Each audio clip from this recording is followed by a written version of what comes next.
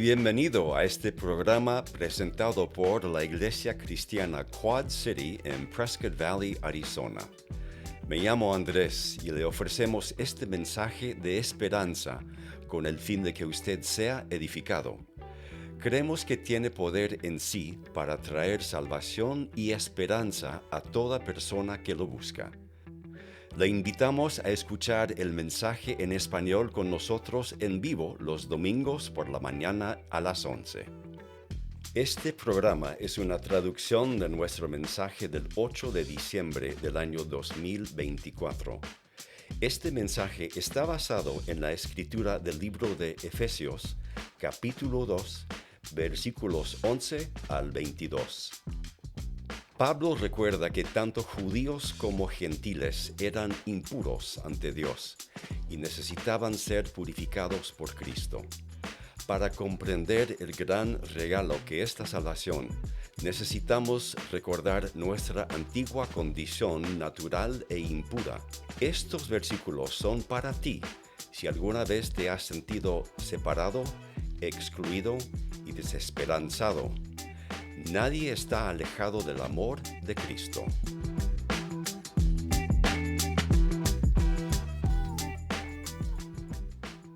Buenos días, mi nombre es Aline y tengo la dicha de traducir para nuestro pastor Jason en esta mañana.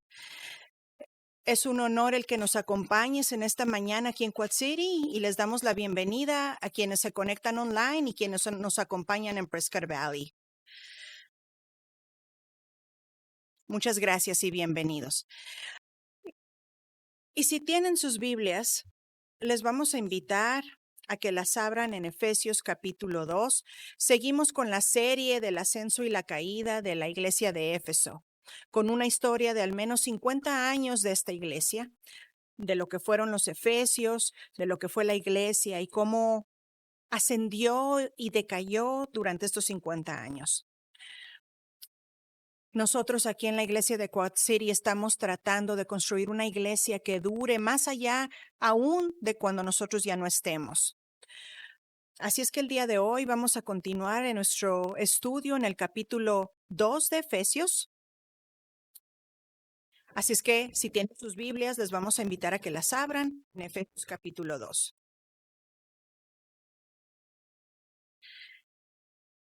Antes de comenzar, quisiera darles un poco de entorno cultural. Cuando leemos nuestras Biblias, especialmente en el Nuevo Testamento, vas a encontrar cierta tensión entre los judíos y los gentiles. Y para aquellos que no saben, los judíos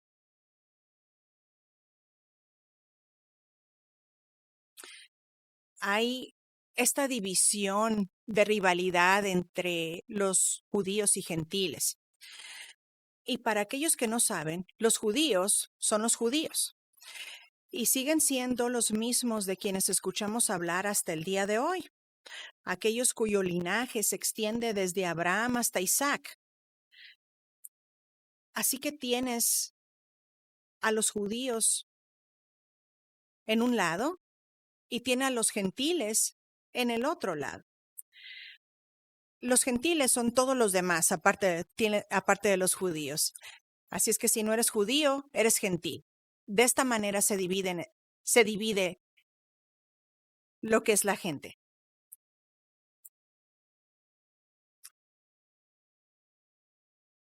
Y la tensión entre ambos grupos era algo considerable. Simplemente no se querían. No se querían. Un texto que algún día leí lo pone de esta manera. Los judíos despreciaban a los gentiles y los gentiles decían que los judíos fueron creados por Dios para ser movidos por las llamas del infierno. Decían que Dios amaba solamente a Israel de entre todas las naciones que él había creado. Qué verdad tan fuerte, ¿verdad? Dios nos creó a todos para ser movidos por las llamas de su ayuda. Él nos ama solamente a nosotros. Ese era el sentido de superioridad con el que caminaban los judíos. Ahora, es verdad que Dios eligió a los judíos para que fueran su pueblo. Prometió bendecirles pero lo hizo de una manera en que bendiciéndoles a ellos, bendeciría a todo el mundo. El propósito es que fueran luz para los gentiles, para engrandecer la gloria de Dios. Eso era el propósito. El problema fue que los judíos no solo olvidaron su misión, sino que hicieron ver ese privilegio como favoritismo.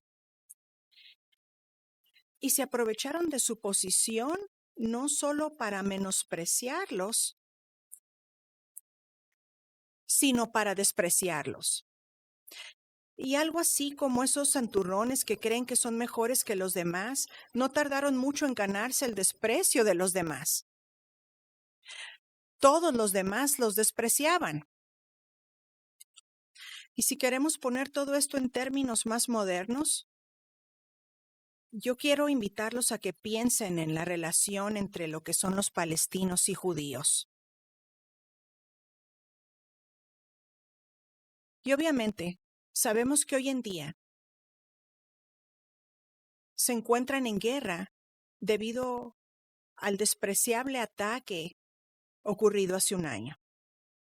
Eso es precisamente lo que quiero que visualicen en este momento. Pero mucho antes de que este ataque sucediera, estos dos grupos ya se despreciaban el uno al otro. Ya ha habido rivalidad entre ambos grupos militares. Ahora imagina por un momento que mandamos al pastor Josh y al pastor Ken al Medio Oriente el día de hoy para plantar una iglesia y los mandamos por ahí por las afueras de Israel, las cuales en estos momentos son controladas por grupos palestinos. Un lugar donde por lo regular no hay cristianos. Y los mandamos a compartir el evangelio y plantar esa iglesia. Y es lo único que hay, palestinos y judíos, pero cristianos no. Y entonces los mandamos para que empiecen a hacer esto. Y Josh comienza por compartir el evangelio con algunos judíos. Y por la gracia de Dios, algunos creen y mientras Josh comparte con los judíos, ¿quién comparte con los gentiles? Y también, o también llamados palestinos. Y también por la gracia de Dios deciden creer y seguir a Jesús. Así que ahora tenemos judíos cristianos y algunos palestinos cristianos. Pero el propósito es plantar una sola iglesia. Así que Josh los invita a venir a adorar y quien hace lo mismo y mientras todos van llegando, 10 minutos tarde, porque hay que ser honestos, a la gente le gusta llegar tarde a la iglesia. Siempre llegamos 10 minutos tarde. Así que los judíos y los palestinos se topan unos con otros. En camino a la iglesia, todos se encuentran. ¿Cómo piensas que irían las cosas en ese servicio? Bueno, pues yo pienso que sin lugar a duda, muy incómodo. Sin duda habría rivalidad. Son grupos que se han odiado por siglos. Quizá muchos dirían, este plan es una mala idea y nunca va a funcionar. Sería mucho más sabio mantenerlos separados. Déjalos separados, no los molestes. Si puedes entender esa tensión, entonces podrás entender la tensión histórica entre judíos y gentiles. Eso es precisamente lo que quiero que visualices, esa rivalidad entre judíos y gentiles. Pero no solo ha habido rivalidad entre estos dos grupos. Ambos grupos también han experimentado rivalidad con Dios. Y como lo vimos hace 2 semanas, la causa de esta rivalidad eran precisamente nuestras transgresiones y pecados. Y ahora existe este triángulo de rivalidad entre Dios, judíos y gentiles. Y necesitamos tener ese contexto cultural para poder entender lo que vamos a estudiar el día de hoy. Por lo tanto, recuerden ustedes los que no nacieron siendo judíos, los que son llamados incircuncisos, por aquellos que se llaman de la circuncisión, la cual se hace en el cuerpo por mano humana. Y Pablo empieza por compartirle a los gentiles esta escritura.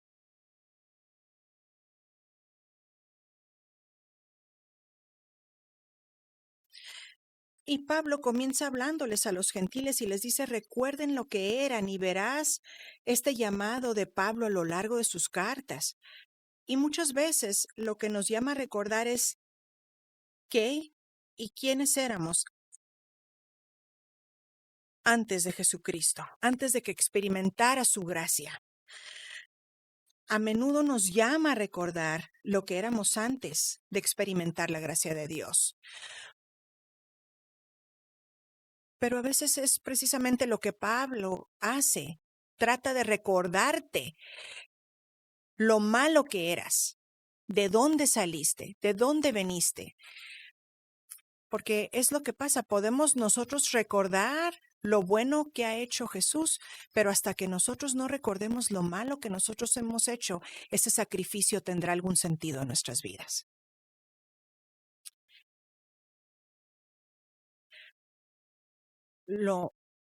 Entre más recordemos lo malo que hicimos, podremos valorar su gracia. Así que Pablo les dice, acuérdate, a ti te llamaban incircunciso por aquellos que venían de la circuncisión.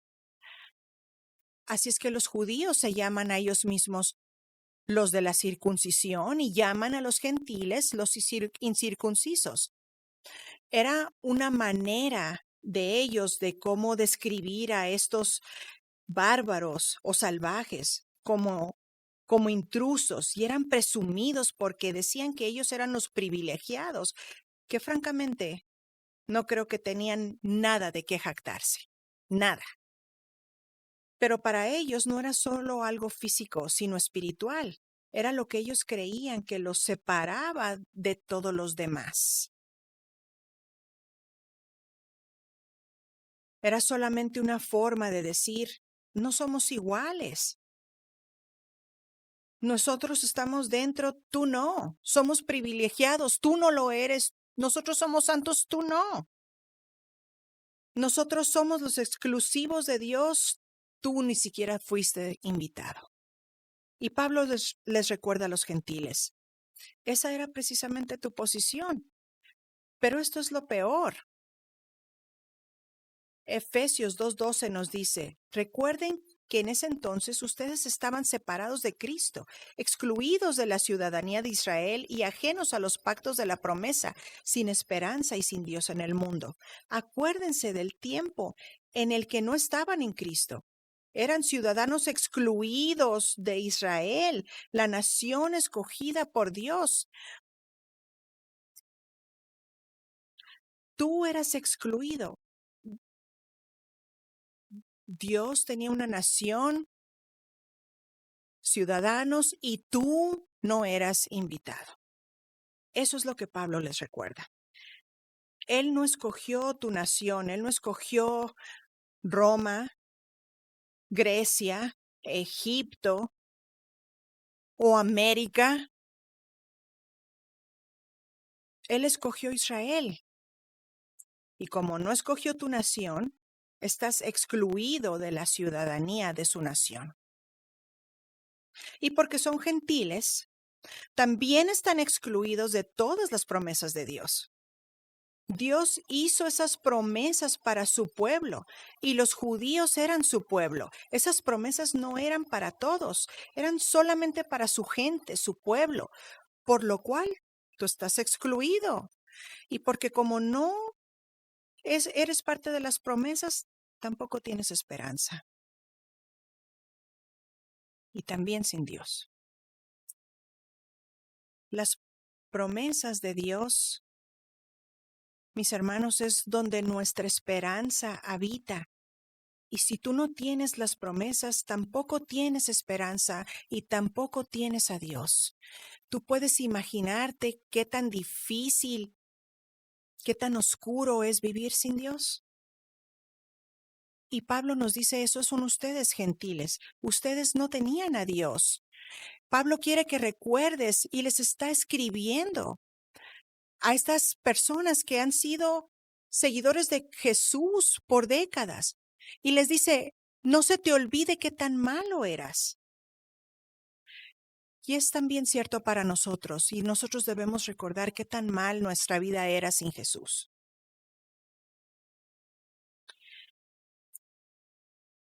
Pablo quiere que la gente recuerde todo esto, y aun que son seguidores de Jesús y parte de la iglesia, y muchos de ellos han sido creyentes por más de una década, él quiere que recuerden la importancia de saber de dónde vienen.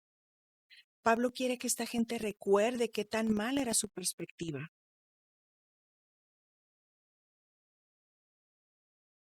Poniendo a Jesús en el medio de toda esta rivalidad. Pero estas condiciones de vida nunca fueron la intención de Dios, así que Dios se dispone a arreglarlo. ¿Y cómo lo hizo? Precisamente así, poniendo a Jesús en el medio de toda rivalidad.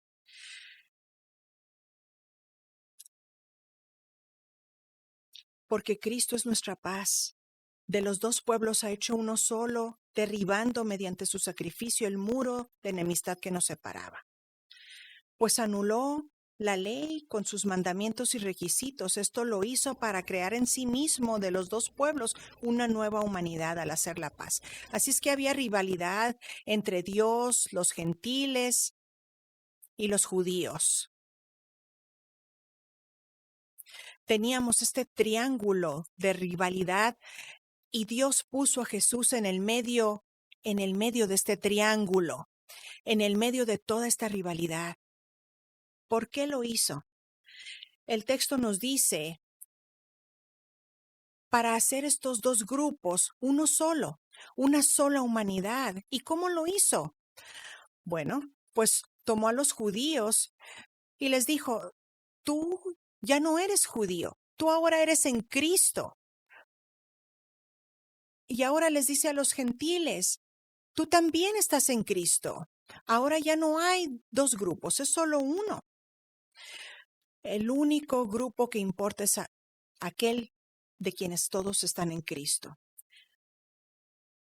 Tanto en la iglesia como en el reino de los cielos hay solo un grupo, y ese grupo está formado solamente por quienes están en Cristo.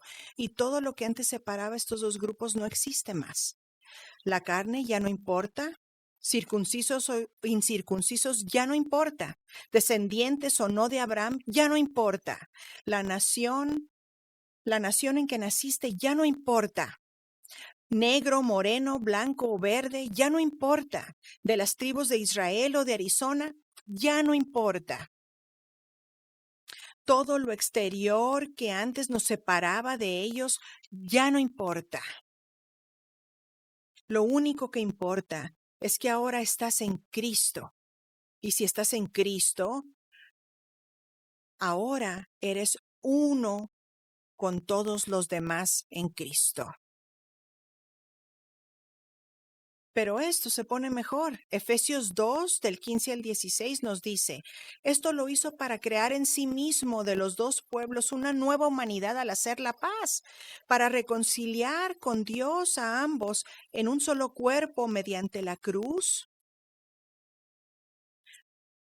por la que dio muerte a la enemistad. Para reconciliar con Dios a ambos en un solo cuerpo mediante la cruz, por la que dio muerte a la enemistad.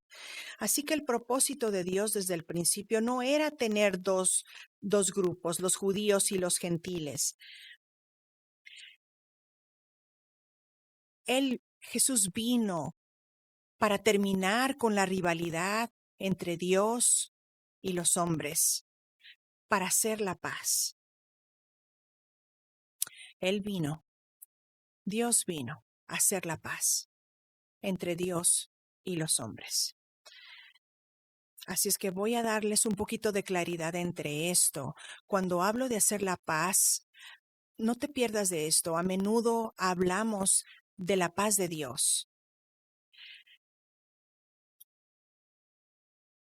Y la paz de Dios dice que traspasa todo entendimiento. Y amamos la paz de Dios, pero esto no es de lo que estamos hablando. Cuando estamos hablando de hacer la paz, es hacer la paz entre dos grupos militares que han estado peleando por siglos. Es un tipo de paz cuando un grupo se rinde al otro, cuando el otro dice, ya no voy a pelear contigo y voy a firmar contigo un tratado. Este no es el tipo de paz que acaba con nuestra ansiedad, es la paz que remueve la rivalidad. Es la paz que sentimos cuando la guerra ha terminado. Es ese tipo de paz. Y por si esto no te queda muy claro, somos nosotros quienes nos estamos rindiendo aquí. Nosotros éramos enemigos de Dios y Dios nos está ofreciendo un tratado de paz por medio de Cristo. Y lo único que se nos pide es rendirnos incondicionalmente. Eso es lo que se nos pide. Ríndete incondicionalmente a Él. Tú no llegas precisamente a la mesa y negocias con Él. No le dices, voy a hacer este trueque contigo. Esto no es de lo que se trata de que te rindas incondicionalmente. Y Pablo nos ha recordado repetitivamente de las malas noticias. Y esto nos los dice en el capítulo 2 de Efesios, del 1 al 3, en donde nos recuerda que nosotros éramos enemigos de Dios, que nosotros estábamos muertos por transgresiones y pecados. Así que nos dice, en otro tiempo ustedes estaban muertos en sus transgresiones y pecados, en los cuales andaban conforme a los poderes de este mundo. Se conducían según el que gobierna los aires, según el espíritu que ahora ejerce su poder en los que viven en la desobediencia. En ese tiempo también todos nosotros vivíamos como ellos, impulsados por nuestros deseos pecaminosos. Como los demás, éramos por naturaleza merecedores de la ira de Dios. Y esto es donde todo comenzó, como enemigos de Dios y merecedores de la ira de Dios. Todos comenzamos como enemigos de combate en el lado opuesto de la batalla. Ahí es donde comenzamos. Y mucha gente, aún muchos de nosotros, hemos crecido creyendo que porque Dios es tan amoroso, siempre ha estado de nuestro lado. Él es conmigo y no contra mí. Él quiere todo lo mejor para mí, no importa cómo. Eso lo dijo el pastor Joel. Pero eso no es cierto. Vamos de nuevo a nuestro texto. Efesios 2:15-16 nos dice, esto lo hizo para crear en sí mismo de los dos pueblos una nueva humanidad al hacer la paz, para reconciliar con Dios a ambos en un solo cuerpo mediante la cruz por la que dio muerte a la enemistad. Y si todos hubiéramos empezado con la paz de Dios, entonces ¿por qué Dios habría tenido que buscar una manera de reconciliar a ambos grupos? ¿Por qué habría tenido que acabar con sus rivalidades?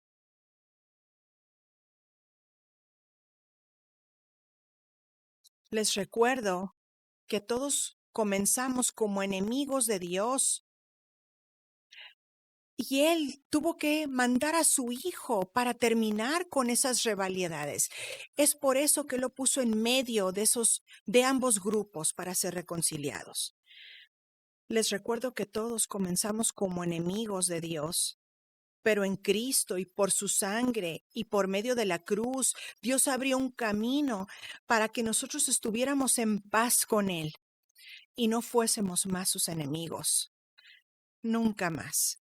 No más blanco de su ira, sino al contrario, se nos dio la oportunidad de ser adoptados como parte de su familia. No somos más sus enemigos. Ahora se nos brinda una oportunidad de ser parte de su familia. Y solo en caso de que todavía esto no sea lo suficientemente claro, Pablo nos da esta afirmación. Él vino y proclamó paz a ustedes que estaban lejos y paz a los que estaban cerca, pues por medio de Él tenemos acceso al Padre por un mismo espíritu. Él promovió la paz, no la ausencia de ansiedad y no la ausencia de rivalidades, para que todos aquellos que están lejos, quienes son los gentiles y tú y yo, y los que estaban cerca y lejos, que eran los judíos, para que por medio de Él y solo Él tuviéramos acceso al Padre.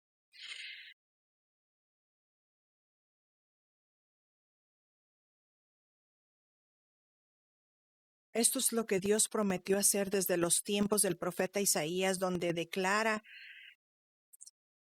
paz, paz a todos cerca y lejos, dice el Señor. Esta paz fue promovida por Dios y está disponible para todos quienes están en Cristo Jesús, lo que significa que si estás en Cristo, todo ha cambiado para ti. Efesios 2, 19, 20 nos dice: por lo tanto, ustedes ya no son extraños ni extranjeros, sino conciudadanos del pueblo elegido y miembros de la familia de Dios, edificados sobre el fundamento de los apóstoles y los profetas, siendo Cristo Jesús mismo la piedra angular. Pablo, quien le escribía a una iglesia predominantemente gentil como la nuestra, les dice: porque por el esfuerzo que Jesús hizo de traer paz al triángulo de la rivalidad, ya no son más extranjeros o intrusos, ya no están viviendo de afuera hacia adentro. Ahora tienen la oportunidad de ser parte de la familia de Dios. Y esta familia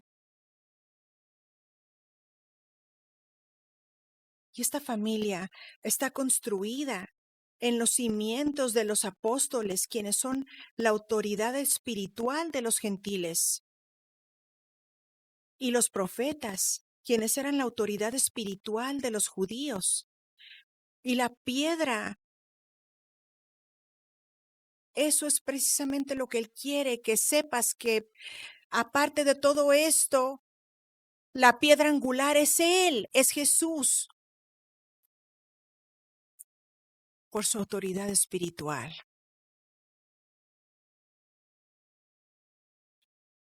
Y en todo esto les vuelvo a repetir que lo más importante es esa piedra angular que tenemos conocimiento, como cimiento, que es Cristo Jesús. Quiero que no te pierdas la importancia de todo esto. El trasfondo de toda esta serie ha sido el hecho de que estamos activamente trabajando para construir una iglesia aquí en Quad City que continuará siendo discípulos mucho después de que nosotros ya no estemos. Y específicamente porque estamos trabajando duro para construir un edificio permanente para nuestro campo en Prescott Valley. Así que, ¿qué podemos aprender de la iglesia de Éfeso? Y quizá lo más importante que quiero que recuerden es el hecho de que si queremos construir una iglesia que perdure, Jesús debe ser la piedra angular. Es lo que tiene que ser.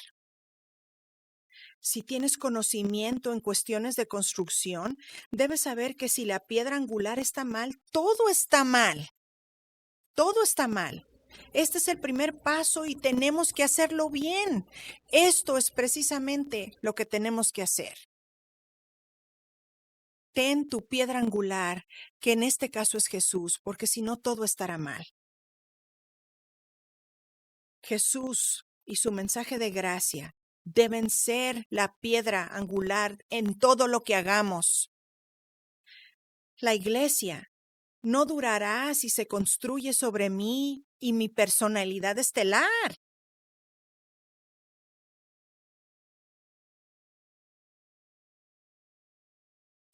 No durará si la construimos sobre el gran servicio de adoración que tenemos o las espectaculares luces. Tampoco durará si se construye sobre los programas que tenemos en el ministerio. Una iglesia construida sobre todo esto no durará más de una generación, porque ninguna de estas cosas durará más que una generación. Si queremos construir una iglesia que perdure, debe entonces estar construida sobre Jesús como piedra angular. y sobre la palabra de sus apóstoles y profetas que se nos ha dado por medio de las Escrituras, y entonces tendremos una iglesia que perdure.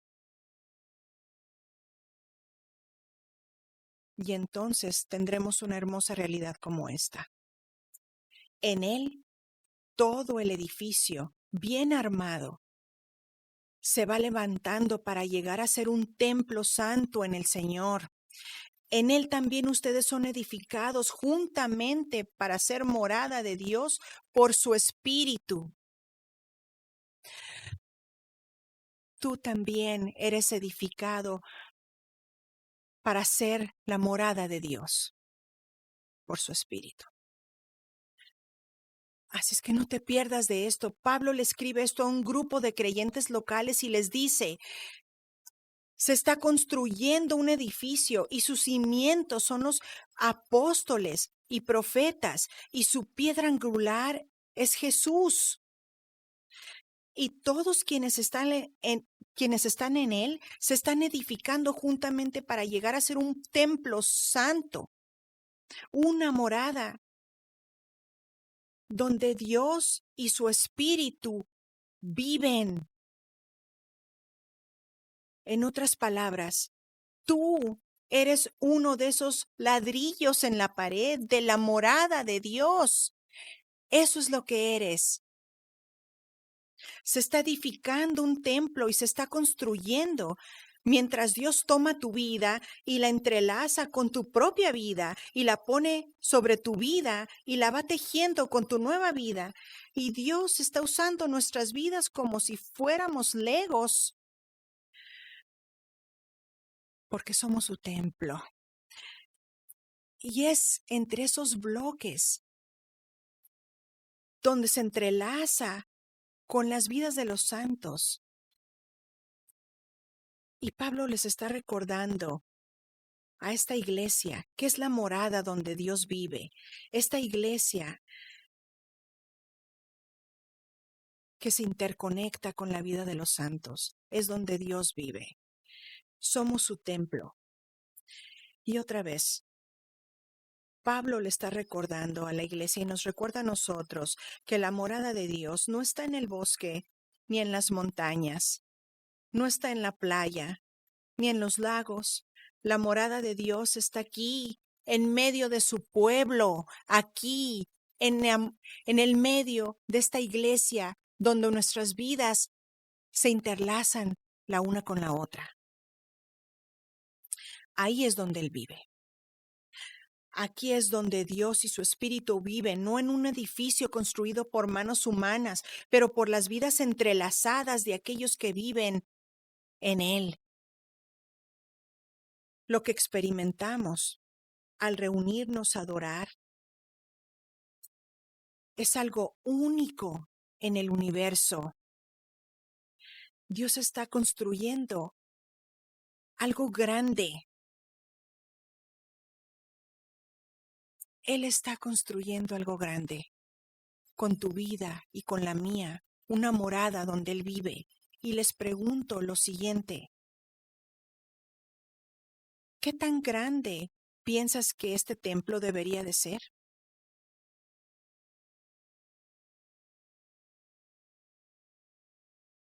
¿Cuántos bloques ese templo debería de ser construido con?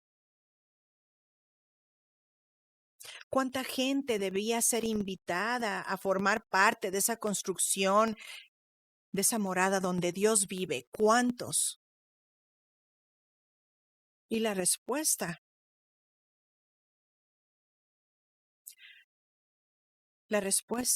es que nunca podrá ser lo suficientemente grande. El templo de Dios nunca será lo suficientemente grande, al menos y solo hasta que todos aquí en Quad City tengan a Jesús como piedra angular y sus vidas sean entrelazadas con las de los santos. Siempre debe haber espacio para más. Esto es por lo cual hacemos lo que hacemos. Es por lo cual iniciamos nuestro campo en Prescott Valley. Es por lo cual sacrificamos tiempo, dinero, energía para hacer espacio para más. Porque nuestro Dios es tan grande que nosotros no podemos limitarnos con hacer solo un poco. Es todo. Hay miles de personas que todavía pueden ser parte del templo que Dios está edificando. Y quienes pueden experimentar de cerca el lugar donde Dios vive por medio de su espíritu. Solo tenemos que hacer espacio y seguir trabajando. Y solo entonces edificaremos esa iglesia que perdurará aun cuando ya no estemos. Tenemos que seguir invitando. Tenemos que seguir trayendo gente a esa morada donde Dios vive. Porque solo entonces edificaremos esa iglesia que nosotros hemos visualizado, aun cuando ya no estemos. Y espero que visualices lo mismo que yo visualizo. Así que vamos a orar. Padre, te damos las gracias porque has destruido la rivalidad que teníamos entre nosotros y que teníamos contigo a través de Jesús. Porque en Él podemos experimentar paz ahora y para siempre. Y oro para que puedas poner en nosotros esa pasión, para que otros puedan experimentar esa paz de igual forma que nosotros la experimentamos. Te pedimos que nos des esa pasión para seguir trayendo gente que pueda vivir esa gracia que nosotros vivimos, que nuestras vidas inviten a otros a este maravilloso templo que tú estás edificando. Es en el nombre poderoso de Jesús que nosotros oramos a ti.